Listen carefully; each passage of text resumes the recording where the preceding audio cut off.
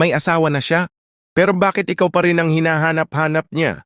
Sa mundong puno ng relasyon, commitment at kasinungalingan, isang tanong ang paulit-ulit nating naririnig. Bakit may mga lalaking kahit hindi nila nilalapitan ng isang babae, ay sila pa rin ang nahahabol kahit pakasal na ang babae?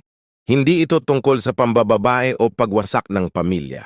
Hindi ito para tuksuhin ang isang babae na maging unfaithful. Ito ay tungkol sa isang malalim na katotohanan. Ang enerhiya ng isang lalaki, kapag stoic buo ang loob, tahimik pero may direksyon, ay natural na hinihila ang respeto, paghanga at atensyon kahit ng mga taong taken na. Ngayon, pag-uusapan natin ang katangian o ugali na kahit may asawa ang isang babae, ay patuloy ka pa rin niyang maiisip. Number 1, may lalaking tahimik pero malalim. Hindi mo siya nilalapitan. Hindi mo siya kinakausap araw-araw. Pero sa bawat pagtingin niya sa'yo, may hindi niya maintindihang tanong sa sarili niya, bakit parang gusto ko siyang kilalanin? Ano kayang iniisip niya? Bakit parang may lalim yung pananahimik niya? Ito ang stoic mystery. Ang lalaking hindi mapagkwento pero kapag nagsalita, tumatama. Hindi nagmamadali. Hindi nagpapasikat. Pero ramdam mo na alam niya kung sino siya. Ito ang lalaking may inner peace. At ang inner peace nakakaakit. Kahit hindi mo hinahangad, parang hinihila mo ang atensyon ng ibang tao. Lalo na ng mga babaeng stressed, emotionally drained, o nawawala ang direction sa relasyon nila. Real life example. Si Damara ay may asawa, 2 anak, at isang stressful na buhay. Pero tuwing nakikita niya ang kaopisina niyang si Mark, tahimik, pero mapagmasid hindi niya maiwasang humanga. Hindi dahil gwapo, hindi dahil mayaman, pero dahil parang kalma ito kahit saan siya ilagay. At bilang babae, instinctual ang paghanga sa masculine stability. Hindi ibig sabihin may gusto siya, pero may iniisip siya. At madalas si Mark ang iniisip niya.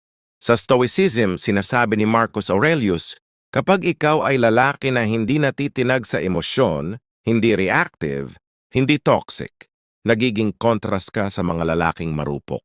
At ang contrast na yan, nakakakuryente ng atensyon. Paano ito gawin sa buhay mo? Magsanay ng detached observation. Hindi lahat kailangan mong sabayan o pasukan ng opinyon. Maging intentional sa bawat salita. Mas mabisa ang tahimik na lalaki na nag-iisip kesa sa maingay na palaging may sinasabi pero wala namang saysay. Gumawa ng presence, hindi para mapansin, kundi para maramdaman ang bigat ng presensya mo kahit tahimik ka. Number 2, lalaking may direksyon kahit walang kasamang babae. Ang pangalawang dahilan kung bakit kahit taken na ang isang babae ay naiisip ka pa rin niya, may direksyon ka. Hindi ka naghahanap ng babae para sa motivation. Ikaw ang gumigising para sa sarili mong goal. Ikaw ang may plano at hindi mo kailangan ng validation. Kahit hindi ka niya kasintahan, ang energy mo ay nagsasabing, kaya kong mabuhay, magtagumpay at maging masaya kahit wala ka. At sa totoo lang, yan ang energy na gusto ng babae, kahit taken na siya. Real life scenario. Sa barangay ni Liza may kapitbahay siyang si Jerome. Tahimik lang si Jerome, laging may dalang tools, nagtratrabaho, nagnenegosyo. Hindi siya nagyayabang, pero unti-unting nagtataka si Liza. Bakit parang ang sipag niya? Paano kaya niya naabot yung naabot niya? Kahit may asawa na si Liza, nagiging curious siya sa success ni Jerome. Bakit? Dahil ang progress ng isang lalaki ay parang beacon. Kahit gaano ka-busy ang babae, mapapatingin siya. Stoic insight. Sa Stoicism, hindi mo kailangang ipakita ang ginagawa mo. Gawin mo lang. At ang resulta, ang bunga ng gawa mo ay siyang magsasalita para sa'yo. Number 3, hindi ka madaling maapektuhan. May mga lalaki na parang bato. Hindi dahil matigas ang ulo, kundi dahil hindi sila pinapaikot ng emosyon ng iba. Kapag may nangyaring masama, kalmado ka. Kapag may taong nagalit sa'yo, hindi ka sumisigaw. Kapag may rejection, hindi mo binibitawan ang sarili mong respeto. At para sa babae, kahit may asawa siya, ang lalaking ganito ay reliable, matatag, pwedeng sandalan. At kahit taken na siya, hindi mo mapipigilan ang utak niyang isipin, paano kaya kung siya ang naging asawa ko? Ano kayang pakiramdam na katabi siya sa hirap? Parang di ako papabayaan ng ganitong lalaki. Kwento ng isang guro. Si Teacher Ann ay may asawa, pero tuwing may stress siya sa eskwela, alam niyang pwede siyang lumapit kay Sir Carlo, isang teacher din na hindi pala sigaw, hindi reklamo, pero laging nandyan. Hindi niya nilalandi si Sir Carlo, pero hindi rin niya maiwasang isipin siya. Dahil ang presence ni Sir Carlo ay parang pader, matibay, stoic insight. Sabi ni Epictetus, kahit taken na ang isang babae, she will admire a man who owns himself. Stoic action plan. Magsanay ng emotional regulation. Kapag galit ka, tanungin mo, nakatutulong ba ito sa karakter ko? Huwag kang magpapadala sa drama. Reaksyon ng babae, sige lang, pero hindi mo kailangang sabayan. Calma is charisma. Hindi mo kailangan maging funny o pabibo para mapansin. Number 4, hindi ka nagmamadaling pumorma o manligaw. Alam mo bang may mga babae na mas naa-attract sa mga lalaking hindi interesado sa kanila? Hindi dahil sa pride, kundi dahil sa tanong na bumabalik-balik sa isip nila, bakit hindi niya ako tinitingnan? May asawa na ako pero bakit parang wala siyang pakialam? Bakit hindi siya tulad ng ibang lalaki? Kapag hindi mo minamadali ang koneksyon, kapag hindi ka needy, kapag hindi mo kailangan ng babae para sa validation mo, mas naaakit sila. Kahit may asawa sila, kahit alam nilang hindi dapat. Ang hindi mo pagpaparamdam ng interest ay siyang naguudyok sa utak nilang tanungin, anong meron sa'yo? Tunay na pangyayari. Si Angela ay may asawa. Isang araw may bagong project sa opisina. Na-assign siya kay Josh, isang lalaki na polite, mabait pero hindi flirt. Professional, calm, focused. Wala man lang pambobola. Walang lambing. Walang motibo. Pero pagkatapos ng ilang araw, napansin ni Angela, hinahanap-hanap niya ang presensya ni Josh. Bakit? Dahil hindi siya pinorsige ni Josh. At sa utak ng babae, ito ang lalaking mahirap makuha. At lahat ng mahirap makuha, masarap isipin. Stoic mindset. Sabi sa Stoic teachings, kapag ikaw ay lalaking hindi nangangailangan ng babae para maramdaman mong buo ka na, iba ang dating mo, nagiging magnet ka. Hindi para maging player, kundi dahil buo ka kahit mag-isa. At sa mundong puno ng lalaking palaging may motibo, ikaw ang lalaking misteryo. Paano ito isabuhay? Huwag mong gawing mission ang mapansin ng babae, gawing mission ng pag-aalaga sa sarili mong purpose. Kapag may babae sa paligid, iwasang i-project ang desire. Let your presence speak, not your neediness. Panatilihing mataas ang self-respect. Hindi mo kailangang umapela para lang makuha ang atensyon ng kahit sino. Number 5. Marunong kang magpatawad pero hindi ka tatanga-tanga. Ito ang pinaka-rare na katangian na gusto ng kahit sinong babae, even married ones. Ang lalaking marunong magpatawad pero may boundary. Hindi ka bitter. Hindi ka mapaghiganti. Pero hindi ka rin tanga. Kapag may nanghamak sa'yo, kaya mong ngumiti at mag-move on. Pero hindi ibig sabihin babalik ka para ulitin ang cycle. At ang ganitong lalaking stoic ay nakakabilib. Hindi ka nagdadala ng emotional baggage. Pero malinaw ang standards mo. Kahit may asawa ang babae, mararamdaman niya, grabe tong lalaking to. Ang bait niya pero hindi siya paloloko. Hindi siya perfect pero ang tibay ng karakter niya. Kwento ni Ana. Si Ana ay kasal na, pero minsang nagkaroon ng misunderstanding sa isang kaibigan nilang si Leo. Pinahiya niya si Leo. Pero si Leo hindi nagalit, hindi nag-post, hindi nag-react, naglakad lang palayo. Hindi nag-reply, hindi nagparinig. Makalipas ang ilang buwan, si Ana mismo ang lumapit at humingi ng tawad. Pero si Leo, tahimik pa rin. Tinanggap ang sorry. Pero hindi na bumalik sa dati. Dahil para sa kanya ang kapayapaan ng isip ay mas mahalaga. At mula noon, si Ana ay hindi makalimot kay Leo. Hindi dahil gusto niyang iwan ang asawa niya, kundi dahil naiisip niya kung gaano ka-rare ang ganong klaseng lalaki. Kapag pinili mong maging kalmado kahit may gumulo sa'yo, kapag pinili mong magpatawad pero hindi magpaloko, nagiging high value ka sa paningin ng kahit sinong babae. Kahit may asawa pa siya. Stoic habits. Practice emotional neutrality sa gulo. Huwag mong gawing misyon ang manalo sa argumento. Mas mahalaga ang kalinaw ng isip kesa sa pagpanalo sa pride. Maging kalmado sa harap ng betrayal, pero malinaw sa consequences. Tahimik, pero malalim, be mysteriously grounded. Paano isabuhay sa araw-araw? 1. Limitahan ang pagiging reactive. May nagsabi ng mali sa'yo, hindi mo kailangang agad sumagot. Practice. Huminga ng malalim. Count to 3. Sagutin ng kalmado. 2. Magbasa araw-araw kahit 10 minuto. Hindi mo kailangang magpakatalino. Pero kapag ikaw ay malalim, makikita ito sa pananaw mo sa buhay. Suggestion. Basahin ang Meditations ni Marcus Aurelius kahit isang pahina sa isang araw. 3. Tumigil sa pag-post ng lahat ng nararamdaman mo online. Stoic men don't broadcast pain. Lalong hindi sila nagpo-post para sa sympathy. Kapag pipiliin mong manahimik kaysa makipag-ingay, nagiging valuable ang bawat salitang bibitawan mo. Kapag may babae na nagkukwento sa'yo ng problema, huwag mo agad solusyonan. Makinig ka lang, tumango, tanungin mo, anong gusto mong mangyari?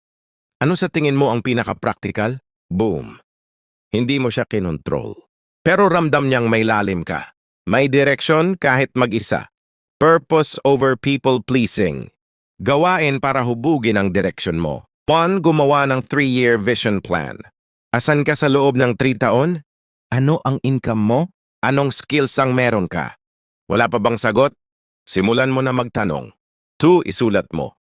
Anong hindi ko na dapat gawin ngayon para maabot yon? Halimbawa, puyat gabi-gabi. Babad sa social media, chismis. Stoicism is about saying no to distractions. 3. Magtayo ng maliit na routine. Kahit 10-minute exercise, 20-minute read, or 30-minute quiet walk. Yan ang foundation ng lalaking may direksyon. Stoic insight. It is not that we have a short time to live, but that we waste a lot of it. Seneca. Kapag ikaw ay abala sa misyon mo, ang babae, taken man o hindi, mapapaisip. Bakit ang sipag niya? Paano kaya maging partner ng ganitong focused na tao? Hindi mo hiningi ang atensyon, pero ibibigay nila. Hindi ka madaling maapektuhan. Control your inner world. Daily practice para sa emotional control. 1. Mag-journal ng trigger moments. Halimbawa, nagalit ka sa traffic, sa kapatid mo, sa jowa mo, isulat. Ano ang naramdaman ko? Bakit? Ano dapat ang mas stoic na response? 2. Gumamit ng stoic pause. Bago ka mag-react sa kahit ano, itanong mo, may control ba ako dito? Kung wala, bakit ko ito pag-aaksayahan? 3. Avoid venting publicly. Stoic men process pain privately. Kung kailangan mo ng tulong, lapitan mo mentor, not the internet. Kapag may babaeng testy, sarcastic o mapaglaro sa salita, huwag mong balikan ng insulto. Mag-smile ka lang at sabihin, okay ka lang? Mukhang bad day yan ah. Hindi mo siya sineryoso. Hindi mo siya ininsulto. Pero pinakita mong hindi mo siya kayang kontrolin ang emosyon mo. Resulta. Respect. At respeto ang unang hakbang bago paghanga. Number 4. Hindi ka nagmamadali. Presence over pursuit. Paano ka maging low effort pero high impact? 1. Maghintay ng 24 oras bago ka mag-reply sa temptations. May nag-like sa story mo? I-reply agad? Hindi. Stoic men respond, they don't chase. 2. Huwag kang magpakita ng interes agad. Even if she's attractive, sabihin mo lang, mukhang passionate ka sa ginagawa mo, ha? Hindi physical pero respectful. 3. Focus sa sarili mong narrative. Sa halip na tanungin, nagustuhan ba niya ako? Itanong mo, gusto ko ba ang sarili ko sa interaction na yun? Mas naiisip ng babae ang lalaking hindi nagpapakitang interesado. Kasi yun ang rare. At lahat ng rare, pinag-iisipan. Number 5.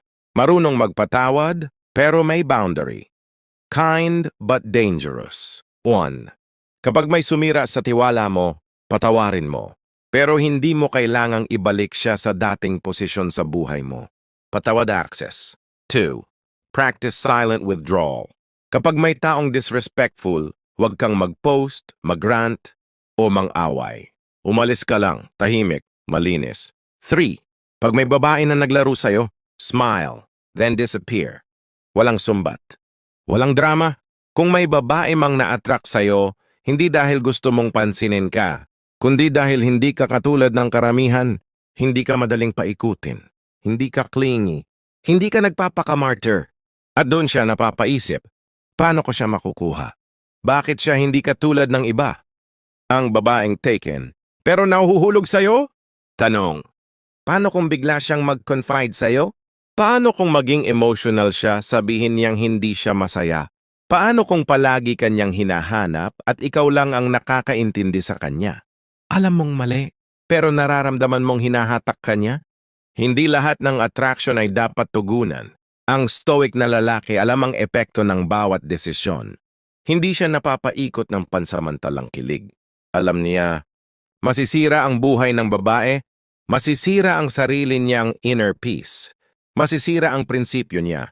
Hindi porke gusto ka ay para sa'yo na siya. At hindi porke kaya mo ay dapat mong kunin. Ang stoic man ay may kakayahang tumanggi sa bagay na gustong-gusto siya. Temptation versus self-respect. Reality check. Kapag ang isang babae ay may asawa, pero mas nag-o-open up siya sa'yo kaysa sa partner niya, madalas hindi ito admiration. Madalas ito ay emotional leakage dahil may kulang sa relasyon nila. Ang tanong, gagamitin mo ba yan para makalusot ka? O magiging mature ka at paparamdam sa kanya kung ano ang tamang hangganan? Practical boundaries ng stoic man. 1. Huwag mong i-fulfill ang emotional needs ng isang babaeng may partner. Kung sa'yo siya humahanap ng lambing, iwasan mo. Sabihin, kaibigan mo ako? Pero mas okay siguro kung siya ang kausapin mo tungkol diyan. 2. Huwag mong samahan ng lambing kahit biro. Ang stoic man ay hindi nagbibigay ng mixed signals. 3. Kahit gusto mo siya, ang respeto mo sa sarili mo ang mas mahalaga. Hindi mo kailangan sirain ang katauhan mo para sa pansamantalang intimacy. Kapag hindi mo pinatulan ng tukso, hindi ka mahina, mas malakas ka pa nga. Ang enerhiya ng unshakable man, sa mata ng isang babae ang lalaking hindi matinag, hindi nagpapanik, hindi nagyayabang, hindi nagmamakaawa, hindi nagpapakita ng insecurity. Ang stoic man ay may presensya na nagsasabing, hindi ako lalapit para mapansin. Ako'y naglalakad kasi alam ko kung saan ako pupunta. Signs na ginagamit ka lang. Hindi lahat ng babaeng nagpapakita ng interes ay tunay. Minsan ginagamit ka lang para sa emotional validation, ego boost, tagapuno ng kakulangan sa partner niya. Red flags na ginagamit ka lang.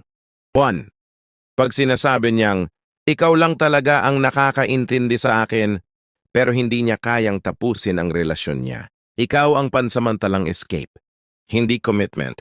2. Kapag tuwing may away sila ng partner niya, sa'yo siya tumatakbo. Hindi respeto ang motibo, kundi comfort. 3. Kapag gusto kanyang palaging available, pero ayaw niyang seryosohin ang konsepto ng kayo. Emotional affair yan. At minsan mas masakit pa kaysa physical. Ang tunay na stoic power, walking away with grace. Kapag ikaw ay stoic, hindi mo kailangang manalo sa lahat ng sitwasyon.